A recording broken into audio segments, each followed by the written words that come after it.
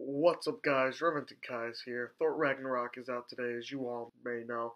Seeing how it's a comic book movie and made by Marvel, I went to look for Easter eggs and references the second time I saw it, which is tonight. I've seen it before at a press screening, but today I got to see it officially. So I looked for all the Easter eggs and references the second time I went to go see it. Ragnarok is definitely full of Easter eggs. It's probably the most full of Easter eggs out of any of the Marvel movies I've seen. Here's a list of everyone I specifically spotted. And spoiler warning, if you guys haven't seen Thor Ragnarok, do not watch this video because there are spoilers in this video. So when you watch it, then come back to this video and click on the video. That's all I got to say. Huge spoiler warning. The first Easter egg that we have here is Planet Hulk. The film is littered with references to Planet Hulk, the 2006 comic book series that saw Hulk get blasted into space and forced to fight in the gladiatorial pits of Sakaar. Something similar happens in Ragnarok, though the difference is who's in charge, and the fact that Hulk actually seems to enjoy fighting. Even though he got captured on the planet, he really enjoys it there. Both Korg and Meek are adapted from the story of Planet Hulk, and they're both in this movie. Speaking of who's in charge, in the comics, Sakaar is ruled by a royal family who uses gladiators to entertain the civilian population. In the film, Sakaar is controlled by the Grandmaster, played by Jeff Goldblum. In the comics, the Grandmaster is one of the Elders of the Universe, and a group that also includes the Collector, who was previously seen in the Guardians of the Galaxy films. The Elders are immortal and have existed for millions of years in the Marvel Universe, something alluded to by the Grandmaster briefly in this movie. Because of this, they often find themselves bored with existence and seek new ways to entertain themselves. The Collector obsessively collects things, and the Grandmaster enjoys starting fights to watch the outcome. Next Easter egg is the Contest of Champions. In the film, the gladiator fights are referred to as the Contest of Champions, a name that's lifted straight out of the comics, and there's a video game based off of it at the App Store. In the comics, the Contest of Champions involve the Grandmaster in death abducting heroes and forcing them to fight for their own amusement. The next Easter egg is Serdar. The fire demon Serdar plays a very important role in the film. Lifted straight out of the comics, Serdar is meant to play an important role in Ragnarok, and eventually the destruction of Asgard, something that directly is transferred to the film. This is a reasonably faithful adaptation of Ragnarok myth, with Serdar, as the mythological being is known, destined to be responsible for setting the Earth ablaze. He's voiced by Clancy Brown, who is best known for playing Mr. Krabs in The SpongeBob Show. Bonus fact, you didn't know. Now, I was wondering whether I should even put this on the list, because it's a little different from the comics, but I put it on anyways. Early on in the film, it's revealed that Hela is actually Odin's daughter, and thus Thor and Loki's sister was imprisoned thousands of years ago when her ambitions of conquest grew too high. Not only does this make Ragnarok another film involving sibling rivalries and arguments about who should be on the throne, it's a reference to Thor's secret sister from the comics. In the comics, Thor's sister is Angela, who is presumed dead for millennia. It is believed she was killed when Asgard went to the war with the 10th realm of heaven. Yes, really, the one that's populated by angels. I'm not really making this up. When it appeared as though the angels had killed Odin's daughter, they had actually stolen her away to raise her as their own, not returning until the seals keeping heaven separate from the rest of the universe were broken. Hela is supposed to be Loki's daughter, much like her counterpart in the mythology. In the comics, she rules over Hel, the realm of the dead. Presumably, this is where Odin imprisoned her in the MCU. We learn at the start of the film that Thor has spent 2 years since the end of Age of Ultron searching for the remaining Infinity Stones, rather than living with Daryl in Australia. Unfortunately, he hasn't found any, probably because they're safely hidden somewhere. How ironic that Thor has spent 2 years searching for the Infinity Stones and briefly came across one when he finally returned to Earth. He could have been really close to the second one when he had returned to Earth, or returned to Asgard via Xandar, as Valkyrie suggested. Xandar was, as most people remember, prominently featured in the first Guardians of the Galaxy movie. Scourge shows off his collection of stuff that he's collected from across the universe and mentions how he's particularly fond of the MP4 rifles he picked up in Texaris. In the comics, Scourge weapons of choice tend to be the 2 MP4s. When Thor returns to Asgard, he sees a reenactment of Loki's death in the previous film with an exaggerated version of the events that paint Loki as a heroic light. In the play, Loki is played by Matt Damon and Odin is played by Sam Neill. Thor was played by Chris Hemsworth's older brother, Luke. Luke Hemsworth is in the Hunger Games movie, if you guys didn't know. The number 142. Listen carefully when Thor arrives on Sakaar, and you'll hear Tessa Thompson's Valkyrie referred to by the call sign Scrapper 142. Why 142, you ask?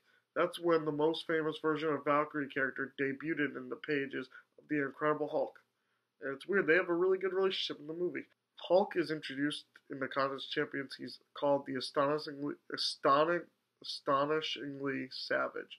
That's a double Easter egg, as both of those words have appeared in titles of Hulk's comics over the years. There are several volumes of Savage Hulk, and when Hulk's first comic series was canceled in the 1960s, he became one of the two leads of the long-running Marvel anthology series, Tales to Astonish. Now, this next Easter egg is a little weird, but it is in the movie. Loki mentions having turned Thor into a frog at one point in the past, which actually happened in the comics. There's also another frog that has the same power set as Thor, and his own miniature version of Mjolnir. Benedict Cumberbatch has an extended cameo as Doctor Strange, complete with all the magic he had in his solo movie. This includes the formed eye of Agamotto and the cloak of levitation. It seems as though he's continued to master his abilities and has moved into the New York's Sanctum Sanctorum for full time. It was really cool to see him in the movie. He was one of my favorite parts. Speaking of Doctor Strange, when Thor visits him, Mjolnir is disguised as an umbrella. In the comics, when Thor was also Donald Blake, Mjolnir was a disguise itself as a walking stick in the civilian world. Blake would also transform into Thor by slamming a stick against the round, which Thor does in the film during the initial fight with Hela. Remember the Infinity Gauntlet Easter egg from the first Thor movie? And how everyone was wondering why it's there? When Thanos has the actual gauntlet? There aren't two, because Hela reveals that Odin's gauntlet is fake. She also says most of what's in the vault is fake, meaning the Orga Automoto, Warlock's Eye, and Tablet of Life. Given how Loki is coming face to face with Hulk for the first time since he smashed him around like a ragdoll in the Avengers, there are a lot of references about this previous encounter. As soon as Hulk reveals himself, Loki's attitude is completely opposite of Thor's, with him declaring that he is to get off this planet, and that's after previously declaring how much he liked it there. Hulk also uses the same move in the fight against Thor, grabbing him by the legs and smashing him around on the ground. And when he does, Loki can't help but scream, "That's how it feels." That's a good payback. Puny god. One of Thor's adoring fans mentions that Jane dumped him, which explains her absence from this movie, also because Natalie Portman doesn't want to be in the Marvel movies anymore. There are tons of references to Age of Ultron, which is where we last saw Thor and Hulk. Obviously, during the big fight, Thor refers to Hulk as his friend from work and proceeds to recount all the other things that happened to him since we last saw each other. That's what we saw in the trailer. The end of the movie, we also saw Hulk flying off in the Quinjet, which is sitting around in Sakaar unused. Hulk also references the fact that the jet apparently went down in the sea. Nick Fury said it was near Fiji when he makes the plane motion in the bath. Instead, the Quinjet, we get to see a bit of how it happened. We know Hulk ended going through the wormhole somehow, and there's CCTV footage of him being thrown around the cockpit. That same video screen also cuts off a video of Black Widow showing off what Hulk saw before he turned off the monitor in the previous movie. It seems to me as though there's more footage though, so it might be that Widow recorded a message rather than live streaming to the jet. Widow is, as in the last film, the thing that finally gets the Hulk to revert back into Banner, something Thor had failed to do multiple times before using Widow's lullaby. When Banner does wake up, he panics about Ultron and the fate of Sokovia because he's basically been in a coma for 2 years. That's the last thing he remembers. He also only has a selection of Tony Stark's clothes to wear because that's all the Quinjet has. The final references to past movies is Banner jumping from the ship in an attempt to force out the Hulk. This happened before in 2008, The Incredible Hulk. Like here, it happened as though Banner failed to turn before he hit the ground, and it was quite funny.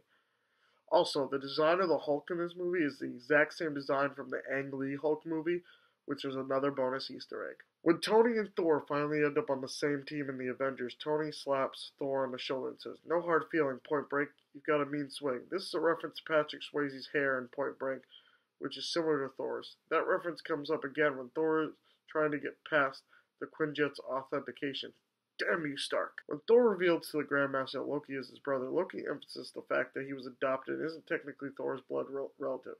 Same thing happened in the Avengers when Black Widow reveals Loki killed 80 people with the of 2 days, though in that case it was Thor emphasizing the fact. When Thor discovers who Valkyrie is, he awkwardly talks about how they were basically Asgard's answers to the SAS, before mentioning that it's about time there was an elite group of female warriors. It's a reference to the fact that action roles tend to go to men in Hollywood, and the fact that female-led superheroes have been left behind thanks to bombs like Catwoman and Elektra.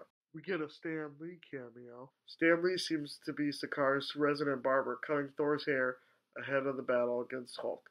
He's also referred to later as the creepy old man who cut Thor's hair. As seen in the trailer, Grandmaster's palace is adorned with large heads of what presumably are former champions. There's a giant Hulk head in construction at the top, Beta Ray Bill, Ares, Man-Thing, and a longtime Hulk rogue beast, Beast. The last Easter egg is one of the songs heavily featured in the film, and its marketing is Led Zeppelin's Immigrant Song. It's not entirely clear why. Could be a combination of the riff and the film's retro aesthetics, but if you listen to the song, particularly the first verse, there are some things that line up quite nicely with Thor. Here's the verse. We come from the land of the ice and the snow and the midnight sun where the hot springs flow. The hammer of the gods will drive our ships to new lands to fight the horde and sing, cry, Valhalla, I'm coming. So that all has to do with Thor. It's very obvious. Kevin Feige says that's the reason why he got Taika Waititi or something, because this is the song he used in the pitch. So that's all the Easter eggs I personally saw in the Thor movie, Thor Ragnarok. But what did you guys see? Comment below and let me know what Easter eggs you found in the movie. I've been your host, Remington Keyes, signing out, and I'll see you guys for the next Marvel movie. And I might review the movie, I'm not quite sure, but I enjoyed it. It's my favorite Marvel movie so far. Peace out, y'all guys, and I'll see you in the next one.